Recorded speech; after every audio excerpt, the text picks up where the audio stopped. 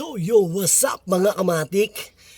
So may tuturo ako sa inyo kung paano tanggalin yung mga dumi-dumi nitong leather. Yan, yung makatulad yan, mga tulad. So meron ako ituturo sa inyong technique. Yan, sa mga kapwa ko driver, kapwa ko driver. So ituturo ko sa inyo yung technique. Syempre, hindi mawawala yung gagamitin nating solution. Ayan. So yun yung solution natin. So ito, syempre, kailangan natin ng basahan. So mga kamatik, tignan nyo ang gagawin ko. Puputi ito mga kamatik. Tignan nyo ha.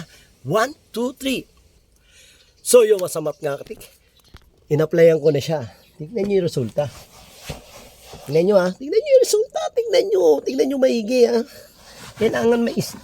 Kailangan matibay-tibay yung pagkuskus nyo kamatik. Kasi hindi matatanggal yan kahit may solution. Kailangan matibay na kiskisan. Parang kumikiskis ng hatsa.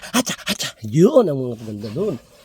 So, habang tayo nagagawa ng ganyan, kakanta tayo. I need a love, my love you, but I want you to know.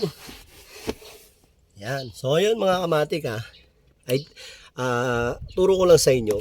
Pagka gumagawa kayo ng mga ganito, gusto nyo pakintamin yung mga katulad nitong mga leather na to, wag nyo kakalimutan maglagay ng solution. Mabaho lang to pero okay lang.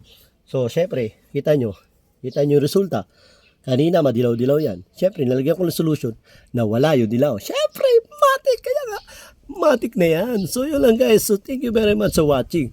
So, sana may natutunan kayo mga kapwa ko driver sa aking pagpapaputi ng leather. Thank you very much and salute sa inyo lahat. I love you.